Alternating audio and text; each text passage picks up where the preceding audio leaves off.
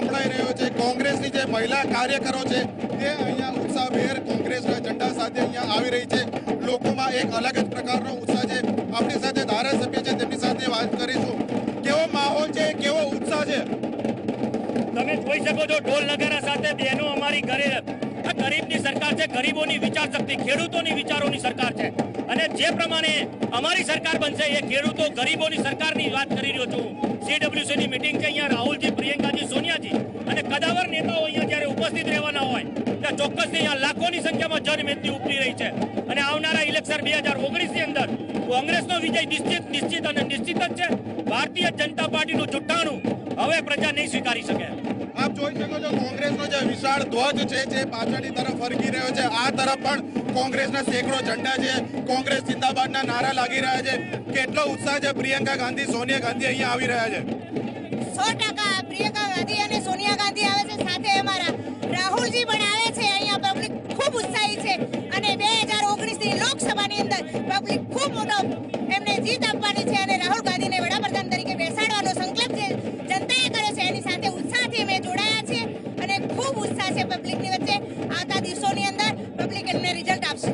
જે રીતે લોકોમાં એક અનેરો ઉત્સાહ જોવા મળી રહ્યો છે, સતત ઢોલ નગારા વાગી રહ્યા છે, કોંગ્રેસના જે ઝંડા છે તે પણ અહીંયા લહેરાઈ રહ્યા છે। ખૂબ જ મોટી સંખ્યામાં જે પ્રજા છે તે અહીંયા સભામાં હાજર રહેવા માટે આવી રહી છે। એટલે રાહુલ અને સોનિયા ગાંધી, આ ઉપરાંત પ્રિયંકા ગાંધી, પૂર્વ પ્રધાનમંત્રી ડોક્ટર મનમોહન સિંહને જોવા માટે, તેમને સાંભળવા માટે જે લોકો આવ્યા છે તેનામાં એક અનેરો ઉત્સાહ છે। કેમેરા પર્સન પ્રમોદ સોલંકી સાથે અર્પણ કાયદાવાલા, સી 24 કલાક, અમદાવાદ। તો સભા સ્થળના સીધા દ્રશ્યો અમે આપને બતાવી રહ્યા છીએ। સભા સ્થળથી અમારા સંવાદદાતા અમિત રાજપૂત પણ આપણી સાથે જોડાયા છે, તેમની સાથે વાત કરીશું। અમિત, કેવો માહોલ અત્યારે ત્યાં જોવા મળી રહ્યો છે? 1:30 વાગ્યાનો સમય આમ તો આપવામાં આવ્યો હતો, અત્યારે કેવો માહોલ છે? કેટલી મોટી સંખ્યામાં ત્યાં લોકો ઉપસ્થિત છે અને કેટલો જુસ્સો લોકોની અંદર જોવા મળી રહ્યો છે?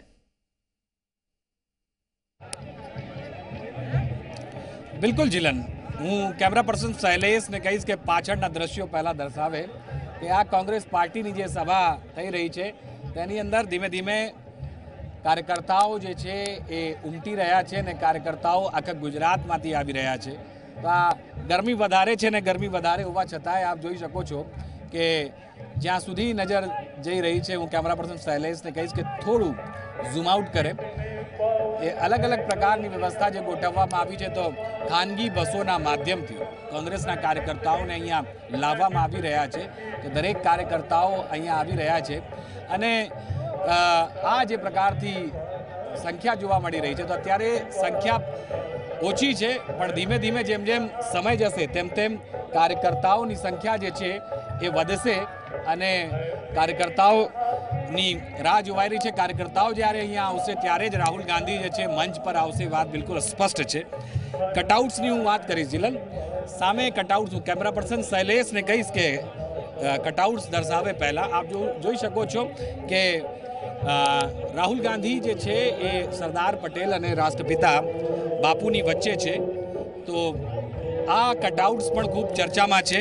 એક તરફ કોંગ્રેસના પૂર્વ નેતા અને પૂર્વ વડાપ્રધાન જે સ્વર્ગીય રાજીવ ગાંધી જે છે અહીંયાથી ગાયબ છે, પણ રાહુલ ગાંધી ચારે બાજુ જોવા મળી રહ્યા છે। તો એક વાત સ્પષ્ટ છે કે રાહુલ ગાંધી કોંગ્રેસના અધ્યક્ષ છે ને કોંગ્રેસના અધ્યક્ષ હોવાની સાથે સાથે તેમની જે વાત છે તેમને તેમનું જે ફેઝ જે છે હવે કોંગ્રેસ પ્રોજેક્ટ કરી રહી છે કે અન્ય કોઈ નેતા પ્રોજેક્ટ ના થાય અને સૌથી વધારે ફોકસ જે છે આ સભાની અંદર રાહુલ ગાંધી પર જ કરવામાં આવ્યો છે। અને સ્વાભાવિક છે કે લોકસભાની ચૂંટણી છે ત્યારે આ પ્રકારથી જે કોંગ્રેસનું પ્રોજેક્શન છે એ હોઈ શકે ને કોંગ્રેસના કાર્યકર્તાઓ આવી રહ્યા છે।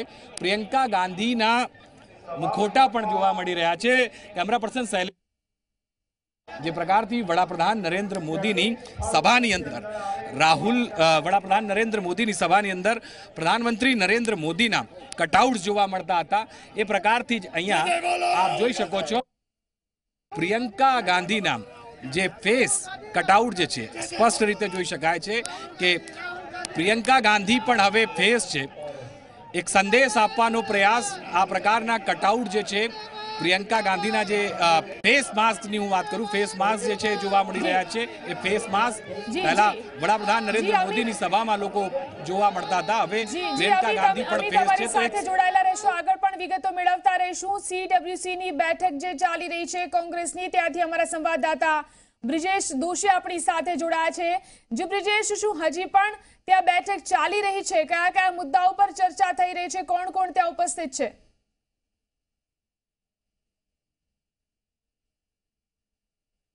તો ફરી એકવાર બ્રિજેશનો સંપર્ક સાધવાનો પ્રયત્ન કરીશું, પરંતુ હજી પણ કોંગ્રેસની CWCની બેઠક ચાલી રહી છે, મહામંથન ચાલી રહ્યું છે. કોંગ્રેસના દિગ્ગજ નેતાઓ ઉપસ્થિત છે.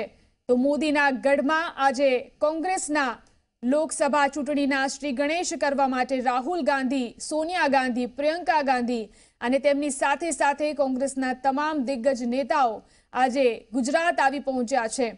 પૂર્વ પ્રધાનમંત્રી મનમોહન સિંહ પણ અહીં હાજર છે અને 58 વર્ષ બાદ ગુજરાતની અંદર આ કોંગ્રેસની વર્કિંગ કમિટીની બેઠક યોજાઈ છે. વર્કિંગ કમિટીની બેઠક યોજાઈ છે ત્યારે ત્યાંથી અમારા સંવાદદાતા બ્રિજેશ દોશી ત્યાં હાજર છે, તેમની સાથે વાત કરવાનો પ્રયાસ કરીશું. જી બ્રિજેશ, કોણ કોણ હાજર છે આ વર્કિંગ કમિટીની બેઠકની અંદર અને શું હજી પણ ચર્ચા ચાલી રહી છે? કયા મુદ્દાઓ ચર્ચાઈ શકે છે ખાસ કરી?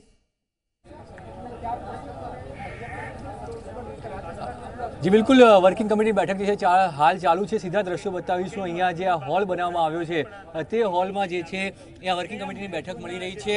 તમામ નેતાઓ જે છે અહીંયા અંદર હાજર છે અને તેમની સાથે તમામ મુદ્દાઓ ઉપર ચર્ચા થઈ રહી છે. કોંગ્રેસના રાષ્ટ્રીય અધ્યક્ષ રાહુલ ગાંધી તેમની હાજરીમાં બેઠક યોજાઈ રહી છે. તમામ મુદ્દા જે છે રાષ્ટ્રીય રાજનીતિના તેના ઉપર ચર્ચા થઈ રહી છે. લોકસભા 2019 તેને લઈને ચર્ચા થશે. આપણી સાથે પૂર્વ સાંસદ અને હાલ ધારાસભ્ય વિક્રમ માડમ છે, એમની સાથે વાત કરીએ. વિક્રમભાઈ, આ જે વર્કિંગ કમિટી યોજાઈ રહી છે કેટલી મહત્વની, કેટલો લાભ કોંગ્રેસને થશે? શું 2019માં પરિણામો બદલાશે? ચોક્કસ.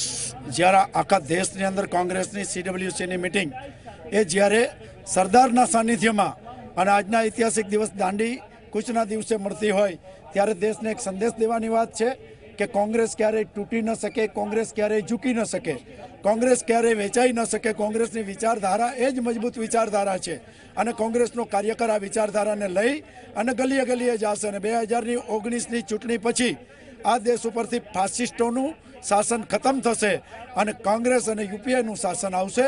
એ સ્પષ્ટ મેસેજ છે.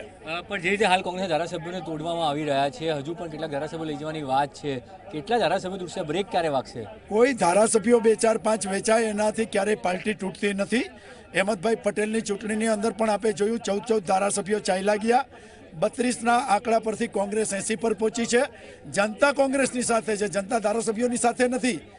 ધારાસભ્યો વેચાણા છે, જનતા વેચાણી નથી, કોંગ્રેસની વિચારધારા વેચાણી નથી. જ્યારે મેદાનની અંદર આ જ ધારાસભ્યો જ્યારે પોતાની સીટ રિપીટ કરવા માટે આવશે ત્યારે અમને ખબર પડશે, જનતા એને જાકારો દેશે અને સંસદની ચૂંટણીની અંદર ગુજરાતની 26 સીટમાંથી ભારતીય જનતા પાર્ટી કરતાં 1 સીટ વધારે કોંગ્રેસ જીતીને દેખાડશે. જે રીતે વાત કરવામાં આવી, CWCની જે બેઠક છે એના રાજકીય મુદ્દાઓ સહિત તમામ મુદ્દાઓની ચર્ચા થઈ રહી છે અને 2019 કેવી રીતે જીતવું, UPAની સરકાર કેન્દ્રમાં કેવી રીતે બનાવી તેના ઉપર આજ રોડમેપની ચર્ચા થશે. ગુજરાતના ઐતિહાસિક મહત્વની પણ વાત આ CWCની બેઠકમાં કરવામાં આવી રહી છે. જી બિલકુલ, બીજે સમય સાથે જોડાયેલા રહેશો, આગળ પણ આ મુદ્દે વાતચીત કરતા રહીશું. તો એક તરફ CWCની બેઠક હજુ પણ ચાલી રહી છે, મહત્વના મુદ્દા ઉપર મહામંથન થઈ રહ્યું છે. આપ જોઈ શકો છો, સોનિયા ગાંધી, રાહુલ ગાંધી, મનમોહન સિંહ સહિતના દિગ્ગજ નેતાઓ અહીં ઉપસ્થિત છે, જેમનું સ્થાનિક નેતાઓ દ્વારા સ્વાગત કરવામાં આવ્યું છે. તો હાલ સરદાર સ્મારક ખાતે આ બેઠક ચાલી રહી છે. તો આ વિશે ચર્ચા કરવા આપણી સાથે દિલીપ ગોહિલ જોડાયેલા છે. દિલીપભાઈ, જે રીતે ચૂંટણી નજીક આવે છે ત્યારે સરદાર યાદ આવે છે, ગાંધી યાદ આવે છે અને જે વિઝિટર્સ બુકમાં જે રાહુલ ગાંધીએ લખ્યું છે કે અમારા નેતાને જીવંત રાખવા બદલ આભાર, તો એકદમથી જ્યારે ચૂંટણી નજીક આવે ત્યારે ગાંધી સરદાર યાદ આવી જાય છે. બાકી મોદી પણ હંમેશા પ્રહાર કરતા હોય છે કે સરદારને કોંગ્રેસે ભૂલાવી દીધા છે. હા, એ થોડો રાજકીય મુદ્દો થઈ ગયો છે આખો, પણ આપણે તો ઈચ્છીએ કે મહાત્મા અને સરદાર પટેલ જેવા નેતાઓ એ રાજકારણથી પર રહે અને બધાના સમગ્ર દેશના નેતા તરીકે એમને ગણવામાં આવે. કારણ કે એક બહુમૂલ્ય પ્રદાન કર્યું હોય રાષ્ટ્રના ઘડતરમાં એ નેતા એ વખતે જે તે પક્ષમાં હોય, પણ આગળ જતા એને આપણે જ્યારે મહાન નેતાની કેટેગરીમાં મૂકીએ ત્યારે બધાના થઈ જતા હોય છે.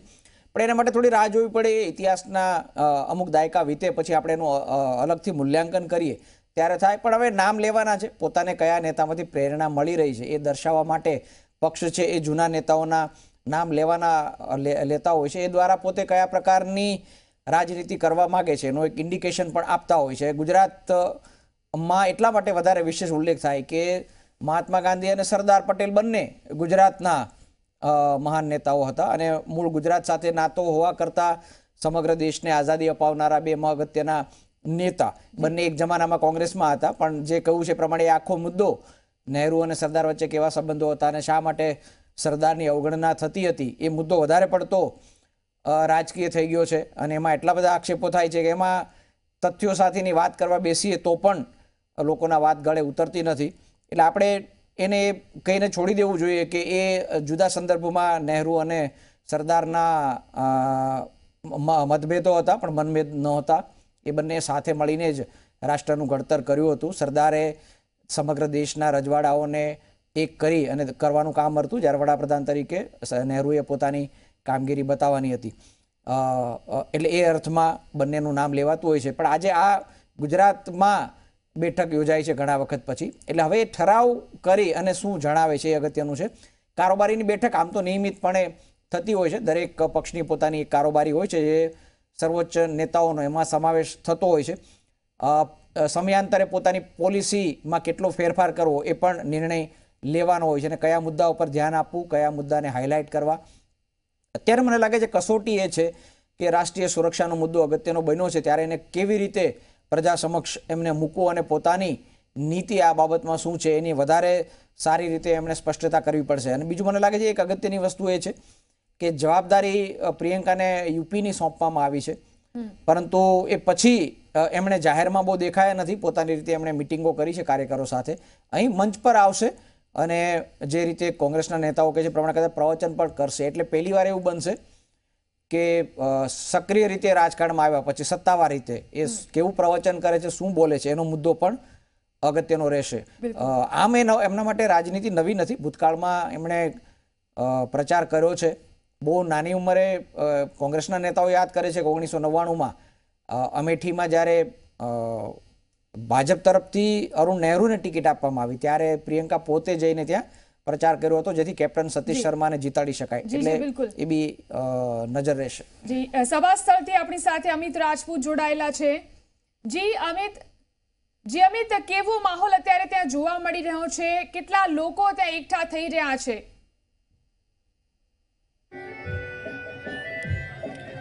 બિલકુલ જીલન, હું પાછળના દ્રશ્યોની ફરીથી એક વખત કેમેરા પર્સન શૈલેષ બગડાને કહીશ કે પાછળના દ્રશ્યો દર્શાવે. આપ જોશો કે જન સૈલાબની વાત છે પણ અત્યાર સુધી તો એટલા મોટી સંખ્યામાં જે વાત છે કાર્યકર્તાઓની તો ઉમટ્યા નથી, પણ ધીમે ધીમે ખાનગી બસોના માધ્યમથી જે કાર્યકર્તાઓ જે છે અહીંયા આવી રહ્યા છે. અને જોવાનું એ છે કે દાવો કરવામાં આવ્યો છે કે 50,000થી વધુ લોકો આ સભા સ્થળ પર આવશે. અત્યાર સુધી એ દાવો જે છે એ સાબિત થતો દેખાતો નથી, પણ જે પ્રકારથી લાઈન આવી રહી છે, જનસૈલાબ આવી રહ્યો છે, તો આંકડો જે છે વધશે અને મોટી સંખ્યામાં અહીંયા કોંગ્રેસના કાર્યકર્તાઓ આજે પોતાના રાષ્ટ્રીય અધ્યક્ષને સાંભળવા માટે આવશે. સાથોસાથ હાર્દિક પટેલ પણ છે. હાર્દિક પટેલ જોડાઈ રહ્યા છે, તો હાર્દિક પટેલના પણ કેટલાક સમર્થકો જે છે આવશે. પણ એક વાત જે છે જીલન કે અહીંયા જે ચર્ચાનું કેન્દ્ર જે છે કે ખાસ કરીને સરદાર પટેલ અને રાષ્ટ્રપિતા બાપુની વચ્ચે રાહુલ ગાંધીનો કટઆઉટ જે છે એ સંકેત આપે છે કે તેમના સમકક્ષની વાત જે છે રાહુલ ગાંધી પોતાને એ પ્રકારના નેતા દર્શાવવાનો પ્રયત્ન જે છે એ આ જનસભા થકી કરી રહ્યા હશે. પણ આ કાર્યકર્તાઓ જે અહીંયા આવ્યા છે કેટલા ઉત્સાહમાં છે તેમની સાથે જ અમે વાત કરીશું. કેટલો ઉત્સાહ છે અને ગરમી વધારે છે. આ પ્રસંગ એવો છે કે અમારા માટે બહુ ખૂબ જ છે અને બહુ સારો છે. ચાહે ગમે એટલી ગરમી પડે પણ અમે રાહુલજી માટે હર હંમેશ તડકો સહેવા તૈયાર છીએ અને રાહુલજી આગે बढ़े એવી અમારી. રાહુલજીના કટઆઉટમાં પોસ્ટર જે છે સરદાર અને ગાંધીની વચ્ચે લાગ્યા છે. શું હવે એવા નેતા બની ગયા છે? હા, ચોક્કસ. અમારો તો અમારા નેતા પર પૂરેપૂરો વિશ્વાસ છે. ચાહે ભલે બીજીપી પર ના હોય પણ અમારા રાહુલ ગાંધી પર અમારો પૂરેપૂરો વિશ્વાસ છે કે અમારા નેતા એક સક્ષમ છે અને એ દેશનું આખું બધું ટોટલી બધું બદલી કાઢશે. દેશને બદલી નાખશે. કાર્યકર્તાઓમાં ઉત્સાહ છે, કાર્યકર્તાઓને વિશ્વાસ છે પોતાના નેતાની અંદર. અન્ય બીજા કાર્યકર્તાઓ સાથે અમે વાત કરીશું. દાદા, આપ ક્યાંથી આવ્યા છો? ગરમી નથી લાગતી આ ગરમીની અંદર? અમે સોમનાથથી આવ્યા છે અને ગરમી તો લાગે જ છે પણ રાહુલજીને વડાપ્રધાન બનાવવાના છે આપણે, એટલે ગરમી આ ગરમી કાંઈ નથી. સક્ષમ થઈ ગયા છે વડાપ્રધાન બનવા માટે રાહુલ?